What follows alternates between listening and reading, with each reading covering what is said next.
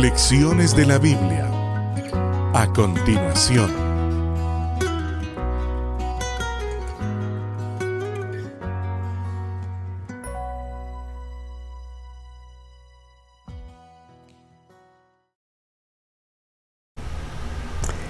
Damos inmensas gracias al Señor por habernos permitido durante 13 sesiones semanales haber estudiado un tema tan importante como el pacto eterno. Hoy, que es el resumen de la número 13, hablaremos sobre la vida del nuevo pacto y usted podrá ver durante la semana los repasos de los frutos, de los resultados de la gran ventaja de permanecer en este nuevo pacto. Para nuestro repaso de hoy me encantaría hacer 5 conclusiones. Agradezco inmensamente a todos aquellos que envían sus mensajes, que están a favor, hacen correcciones. Mi mente a veces va muy rápido, por decir Génesis digo Éxodo, gracias a los que me disculpan. Todos deben tener en cuenta que como es un video, pues coloco finalmente el texto corregido, pero mi rapidez y mi manera de pensar y de ser me hacen actuar así, pero gracias por tener paciencia, y a aquellos que lo pasan por alto o a los que me mandan una anotación, muchísimas gracias. También por compartir los videos. Ustedes han visto que sus videos han salido en la introducción, cámara en horizontal, movimiento lento, y en algún momento van a salir. Damos gracias, Señor, por esta oportunidad que nos das de poder compartir esta lección, y quiero pedirle al Señor que nos dirija con su Santo Espíritu.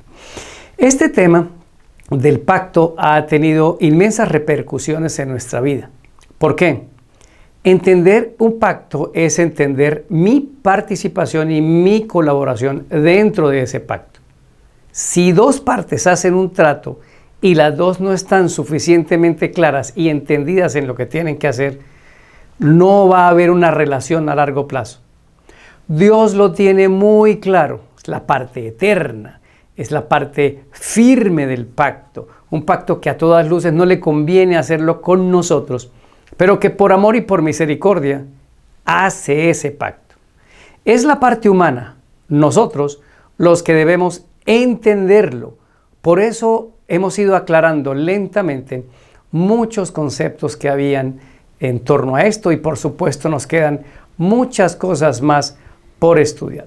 Así que repasando este tema, quiero compartir con ustedes el texto que nos sirve esta semana. Juan 10:10. Yo he venido para que tengan vida y la tengan en abundancia. Comencemos.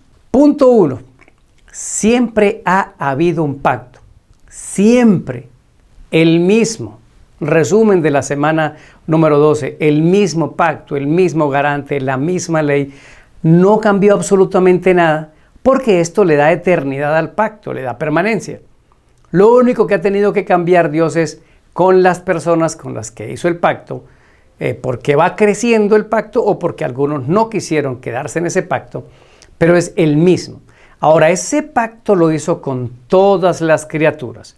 Alguien hizo una pregunta bien interesante y la voy a responder ahora. ¿Cuál es la evidencia bíblica de que Dios también hizo pacto con los ángeles y con Lucifer? Hay una inferencia bíblica de 2 textos. ¿Por qué? Porque si no hay un pacto con ellos, entonces, ¿qué tipo de relación tiene Dios con los ángeles? Nos quedó claro que tiene un pacto con nosotros. Comparemos 2 textos. El primer texto es el enunciado del pacto eterno. Apocalipsis capítulo 21, versículo número 7. Dice, el que venciere heredará todas las cosas. Yo seré su Dios, él será mi hijo. Óyeme, nos da categoría de hijos en el pacto. Todos fuimos creados como hijos de Dios, solo que hay hijos de Dios que no permanecen como hijos y otros que no son hijos de Dios por decisión propia. Pero usted ve aquí que el pacto eterno, yo soy su Dios, ustedes son mis hijos, usted es mi hijo. Un hijo es alguien que ha sido creado.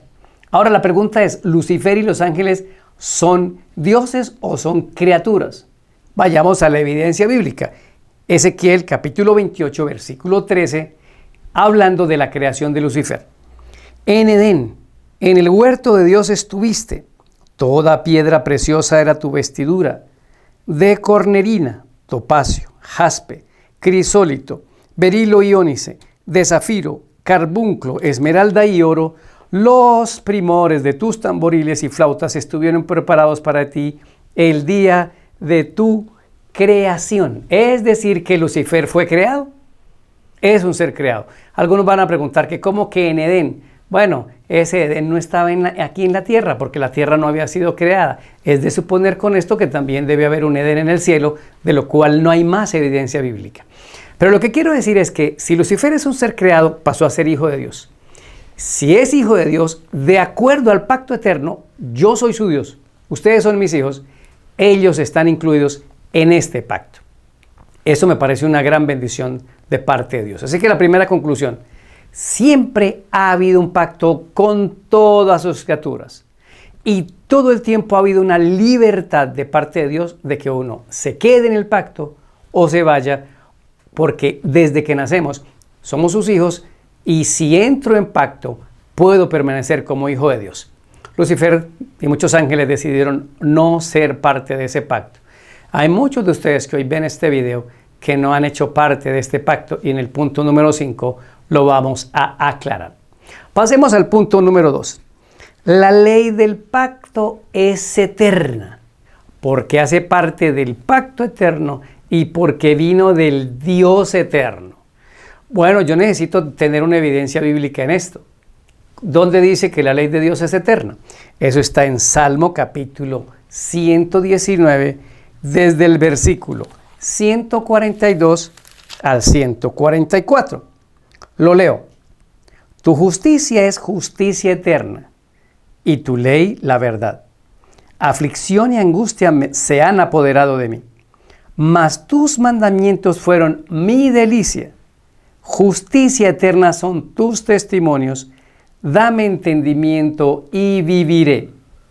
Justicia eterna son tus testimonios. En Éxodo 32, versículo 1, confirmamos que la ley de Dios también se la llama el testimonio. Este concepto ha sido atacado muy duramente por el enemigo de Dios, porque si usted lo recuerda, la base del trono de Dios es el monte del testimonio. Y el testimonio es la ley de los 10 mandamientos de Dios. No la del catecismo, no cualquier otra ley, la de Éxodo 20, la de Deuteronomio 5. ¿Por qué es importante que exista una ley eterna? Porque tengo un Dios que es justo, ecuánime en todo. Así que las mismas reglas de juego que fueron para Adán, para Moisés, para el pueblo de Israel, para los apóstoles y la Virgen María, son las mismas reglas de juego de nosotros. El día en que todos resuciten van a decir, no, Señor, como usted cambió la ley, a nosotros nos tocó más duro. A nosotros nos tocó por obras, a ellos por gracia. A nosotros nos tocaron 10 mandamientos y a ellos 8 porque fueron quitados 2. ¿Sí se dan cuenta del asunto? Es el mismo elemento de eternidad en todo el sentido de la palabra. Así que la ley siempre ha sido la misma. Recuérdalo, el problema de la ley no es que Dios haya hecho esta ley. Es la incapacidad del ser humano para obedecer la ley. Por eso Dios dice, como no eres capaz de hacerlo, entra en pacto conmigo. Ven conmigo y esa relación producirá un amor tan profundo que tú vas a tener poder de mi parte y tú mucho amor para obedecer mi ley. No se puede quitar. La justificación terminará en una obediencia, el barquito de los 2 remos de los que siempre le he hablado. Después de la justificación que viene, obediencia por amor para poder pasar al proceso de glorificación. Y esos son los mismos 3 espacios del santuario terrenal. Ahora vamos al punto número 3. Como el ser humano es tan olvidadizo, a veces me tengo que amarrar aquí algo o llevar una nota escrita para recordar algo que me han dicho. Dios dejó un mandamiento de la ley de Dios como un recordativo. Si usted ve Éxodo 28, dice, acuérdate del sábado para santificarlo. El sábado es dejado como un recuerdo de muchas cosas, de la creación, de Dios como creador. Pero el estudio durante este trimestre le añadió a mi vida en lo particular un ingrediente más que está en Éxodo 31, 16 y 17, y es que el sábado es señal también del pacto de Dios. Vamos a leer los textos. Éxodo capítulo 31, versículo número 16 y 17. Dice así: guardarán pues el sábado los hijos de Israel, celebrándolo por generaciones, por pacto perpetuo. Alguien me dijo, ¿sí se da cuenta que era solo para los hijos de Israel? Bueno, como la Biblia es una unidad total, en Gálatas 3:29 dice que nosotros también somos hijos de Israel cuando aceptamos a Cristo. Así que dice, por pacto perpetuo mis hijos van a guardar el sábado. ¿Por qué? Versículo 17. Señales para siempre entre mí y los hijos de Israel. ¿Se da cuenta que aquí está el ingrediente del pacto? Es una señal entre yo y ustedes como hijos. El pacto eterno dice, yo soy su Dios, ustedes son mis hijos. Termina diciendo, porque en 6 días hizo Jehová los cielos y la tierra, y en el 7º día cesó y reposó. El sábado semanal, el 7º día, que es diferente a los sábados ceremoniales, de las leyes ceremoniales que caían en cualquier día de la semana, hay una diferencia entre esos sábados ceremoniales que son abolidos por Cristo, está en Colosenses 2, a este sábado 7º día. Porque es que este 7º día me recuerda que Dios es el creador. Si Dios es el creador, Dios existe. Y también me recuerda que tengo un pacto con Él. Tendemos a ser muy olvidadizos. Corremos toda la semana. Hay que hacer un alto, dijo Dios. Hagan un alto cada 7º día de la semana, sábado santo, para que recuerden que yo tengo pacto con vosotros. Bien, vamos al punto número 4. La conclusión 4 fue la diferencia entre el antiguo pacto y el nuevo pacto. Erróneamente habíamos pensado que el antiguo pacto es Israel con la ley y el nuevo pacto es desde la muerte de Cristo con nosotros sin ley. Eso no tiene fundamento bíblico y ha sido explicado. Pero hoy quiero hacer una aplicación que hace el apóstol Pablo para poder volver a distinguir cuál es la diferencia entre el antiguo y el nuevo pacto. Y me refiero a Gálatas capítulo 4, versículo 22 al versículo 44. Hace una comparación entre la promesa que Dios le dio a Abraham de tener un hijo y la forma como él quiso solucionar esa promesa porque se estaba poniendo viejo. Gálatas capítulo 4, versículo número 22 al 24. Porque está escrito que Abraham tuvo 2 hijos, uno de la esclava, el otro de la libre. Pero el de la esclava nació según la carne, mas el de la libre por la promesa. Lo cual es una alegoría, pues estas mujeres son los 2 pactos. El uno proviene del monte Sinaí, el cual da hijos para esclavitud. Esto es Agar. Otra vez, si interpretamos mal este texto, decimos es que el hijo de la esclava era guardar la ley y el hijo de la libre es ya no guardar la ley porque estamos libres de la ley. Cuidado, cuidado. Dios le dice a Abraham, voy a darte un hijo, pero de Sara. Y viendo que ella se ponía anciana, ella misma le dice, acuéstate con Agar, y ahora Abraham quiere solucionar el problema del hijo con una obra humana, y tiene el hijo con Agar, que es Ismael. Pero Dios le dijo, no. Ese hijo va a ser más por obra mía, por un milagro mío. Te voy a dar el hijo de tu anciana esposa. Y así sucedió con el nacimiento de Isaac. ¿Qué representa esto? Agar representa el antiguo pacto. ¿Qué es el antiguo pacto o el pacto antiguo? Querernos ganar el cielo por nuestras obras. Querer ganar el cielo porque no, Dios es muy bueno y a mí me tiene que salvar. Y no voy a hacer nada de buscar al Señor, que Él me busque a mí. O muchas veces ganarnos el cielo haciendo obras, ganar a Dios haciendo cosas como si eso me favoreciera. Eso es Agar. ¿Qué es Sara? Sara representa permitir que Dios obre en mi vida su justificación. No hay mérito en mí, no hay poder en mí. Entonces Él hace un milagro en mi vida. La muerte de Cristo en la cruz, el bautismo por inmersión, nazco de nuevo y me justifica. Resumen, El antiguo pacto es querernos ganar el cielo, haciendo obras para que Dios me las apunte en mi libreta del cielo. El nuevo pacto es ganar el cielo a través de Cristo por su justicia, y ese amor en mí me lleva a una obediencia de su ley. Así que esa es la diferencia entre el antiguo y el nuevo pacto. Ahora vamos a la conclusión número 5. Las condiciones para permanecer en este pacto.